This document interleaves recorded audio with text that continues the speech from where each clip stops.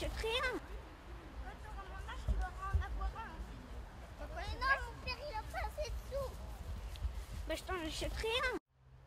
Voilà Jean, est-ce que tu saurais nous expliquer en deux mots cette opération quand même assez intéressante que tu as pratiquée avec, je crois, c'est Dirosa qui était... Dirosa, oui. Ah oui, explique-nous un peu. C'est une génération, une bonne génération après nous, hein, Oui. Dirosa. Ça, c'est dans le cadre d'une série d'actions que fait la Fondation de France à caractère social. Et là, il s'agissait dans ce projet de travailler dans ce qu'on appelle je ne sais même plus le nom, enfin, nous on dirait une prison, mais Oui. c'est une maison d'arrêt. Une maison d'arrêt. Et puis, ils ne sont pas des prisonniers, ce sont des détenus. Pourquoi Dirosa? Parce qu'il y a des parloirs où les détenus rencontrent leur famille, mais il y a des enfants aussi qui viennent voir leur père. Des fois, c'est des choses invraisemblables. Et tu as là des gens incroyablement généreux, des bénévoles, qui s'occupent des enfants pendant que les mères sont dans les parloirs, par exemple. Ah d'accord. Alors il fallait donc que pour ces espaces-là, il y ait quelqu'un de très jeune, ou de jeune, et Dirosa a accepté cela. Et moi, de mon côté, je me suis occupé donc de l'accueil des familles, jusqu'à la partie où, là, on n'a pratiquement pas accès, où c'est vraiment l'enfermement, la prison. Et il s'agissait de s'occuper des murs, du plafond, Alors, des corridors? Pour une chose que je n'avais jamais faite, de tout. Ah, de tout? De tout. Je ne me souviens plus comment on a discuté avec Dirosa, mais on est parti de l'idée suivante, c'est que le musée avait tout absorbé du réel. Donc on a dit avec Dirosa, eh bien, on va transformer ces espaces en musée, vraiment. Ouais. Mais il ne faut pas se faire trop d'illusions. Une prison moderne, en fait, c'est une HLM, mais horizontale, et puis sur des kilomètres, enfin très, très grande en tout cas, très bas de plafond, pas de fenêtres, enfin des choses qui sont quand même difficiles à gérer. Et quand j'ai fait 4 peintures de grande dimension pour 4 murs, parce que les familles arrivent par un escalier, donc là il y a une première peinture dans l'escalier, elles arrivent dans un sas, où elles les attendent un moment, donc j'ai mis une deuxième peinture, puis elles sortent pour aller dans les parloirs, et là j'ai encore une peinture toujours de même dimension, de grande dimension, et puis quand ils ressortent, il y a un sas de sortie, donc quatrième et dernière peinture. Je me suis dit, puisqu'il y a des familles qui arrivent là, après tout ça ne m'est pas difficile, je l'ai utilisé à plusieurs reprises, je vais utiliser ma propre famille. Mais tu sais, j'utilise pas mal de photos. Mettre des photos de ma famille dans cet environnement, c'est pas évident. C'est pas évident. Alors j'ai pris des scènes un peu fantasmées d'une famille qui s'amuse. C'est la mienne. Hein. Tu sais, mes enfants, mon fils, mes filles, Jacqueline, tout le monde m'a beaucoup servi, hein, comme les différentes opérations. Et les familles rentrent, elles sont accueillies par une première peinture. Ce sont mes 2 filles en tandem. En petits shorts, elles sont jolies, elles ont 15 ou 16 ans, tu imagines, les chevelures au vent. Enfin, une belle scène que j'ai eu plaisir à traiter.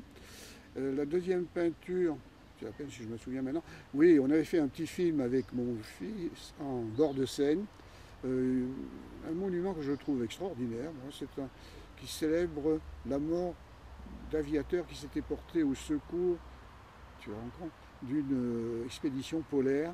Et ni l'expédition polaire, ni ceux qui sont portés à son secours sont revenus. Ouf, ouais. Et alors tu as une espèce d'hydravion qui est pris dans le béton, mais c'est beau, tu sais, le sujet est très beau. Alors on avait tourné un petit film là, donc j'ai fait une scène où mon fils a un avion derrière lui, et il est là avec ses chaussettes blanches en laine qui grattent, passées par-dessus son pantalon, les mains sur les hanches, enfin, un héros de l'aviation. On n'a pas poussé l'évocation plus loin, hein. Pas mis de casque à l'aviateur et non, tout bien ça. sûr. Mais comment, que je t'interromps, oui. Comment procédais-tu? C'était sur toile Sur toile. À maroufler dans les endroits sur toile, sur châssis. Ah, sur châssis, d'accord. Et finalement carrément. encadré, oui, absolument. Ah oui, très conventionnel, comme un musée. Voilà, comme pour un musée. Oui, puis il y a 2 autres scènes familiales comme ça qui se succèdent. Et ça a été fait il y a 15 ans.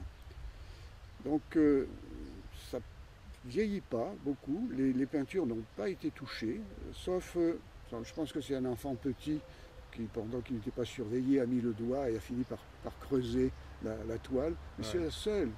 C'est le seul oui, tout le dommage qui est... Oui, absolument. Hein. Et on avait cette idée, mais elle s'est vérifiée. C'est là où quand même, des fois, les artistes comprennent la situation, alors que je ne comprenais pas grand-chose par ailleurs, là. C'est que les gens se sentaient dans un environnement spécial quand même, et chic. Tu sais, je dessinais aussi le mobilier. Par exemple, dans ces sas, il n'y avait rien jusque-là, même pas de siège. Donc je dessinais une grande banquette avec une forme cubiste, si tu veux, avec des plans de couleurs. C'est beau, tu sais, je dis des fois, mais bon sang, même pour moi, je devrais maintenant me débarrasser des meubles anciens que nous avons accumulés, comme ça, de briques et de broc. Je devrais faire ça, je ne le ferai sûrement pas. Mais ce qui est étonnant dans cette entreprise, c'est que on en a entendu très peu parler. Moi, j'ai vu un article là-dessus. Moi, je m'attendais à ce que ce soit vraiment un événement considérable. Tu sais, peut-être le monde de l'art est un monde quand même égoïste. Hein. C'est un monde de gens qui ont de l'argent. Les peintres veulent aussi avoir de l'argent. Ça nous retranche pas mal du réel, tout cela. Hein. Tu sais, ça c'est... Le monde de l'art, il y a eu un bon et bel article d'une journaliste à Libération. Dans Libé, oui, ça j'avais vu. C'est la seule chose qui... C'est le seul truc qu'il y a eu. Peut-être y a-t-il eu des articles régionaux, mais ça je m'en souviens pas. Et il n'y a pas eu de reportage filmé non, et d'interviews des artistes un petit peu... Non, c'est curieux quand même. C'est dommage, quelque part. Non, il n'y a rien eu de tout ça. Pourtant, la Fondation de France avait bien fait les choses. Je ne sais pas comment te dire.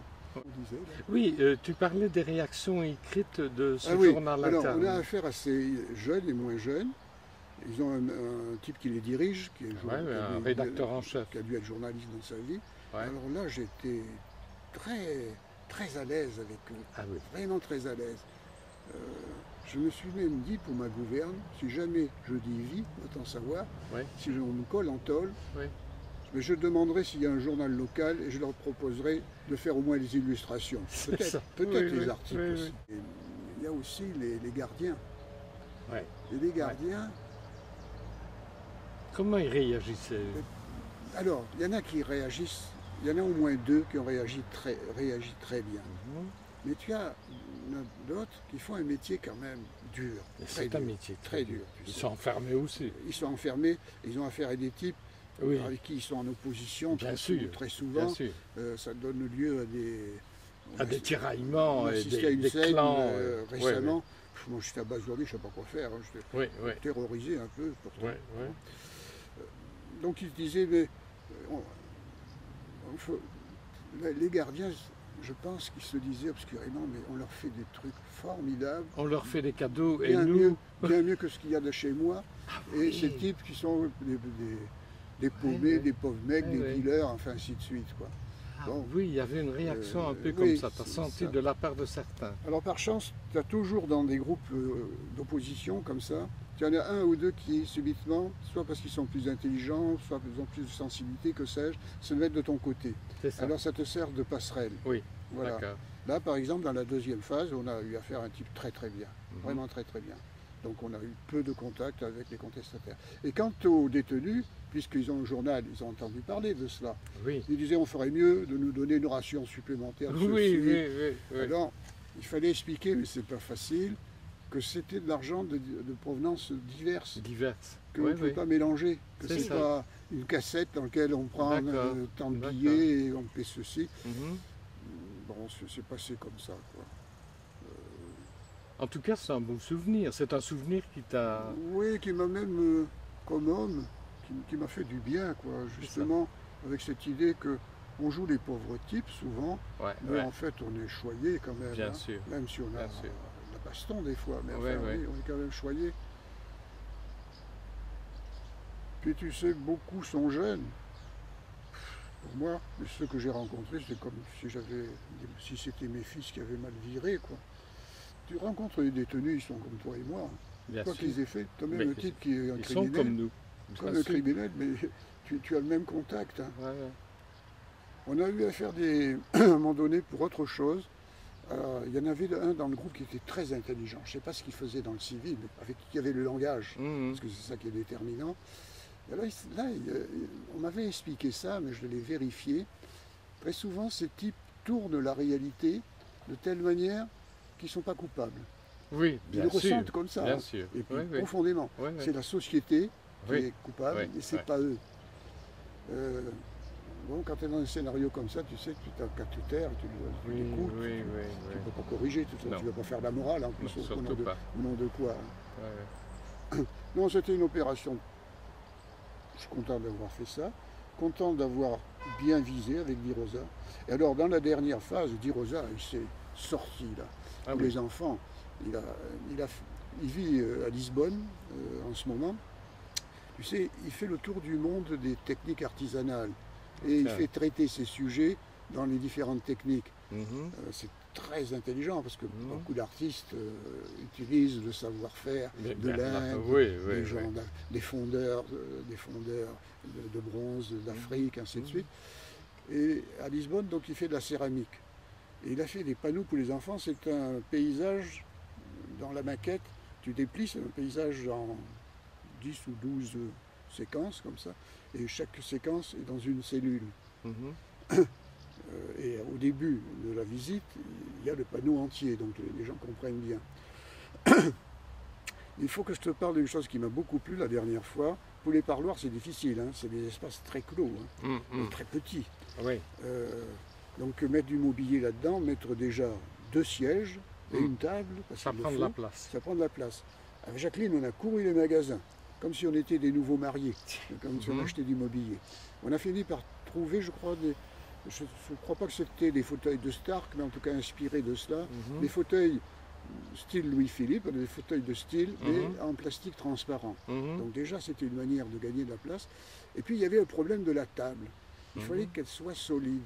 Mhm. Je te glisse ça dans l'oreille parce qu'il y a des scènes d'amour, des fois, dans les Oui, parloirs. bien sûr. Donc, il fallait qu'elle soit solide, il fallait qu'elle soit bien ancrée au mur, ainsi de suite. Et je ne trouvais rien. Et puis, c'était cher parce que on a un Mhm. budget. mais Un pas budget démentiel. limité. Ouais. Je me suis retroussé les manches, et j'ai fait des dessins. Alors, j'ai vu quelque part qu'on pouvait trouver des troncs d'arbres écorcés. Mhm. J'ai pris des troncs d'arbres de 30 cm de diamètre, écorcés. C'était le pied central. Mhm.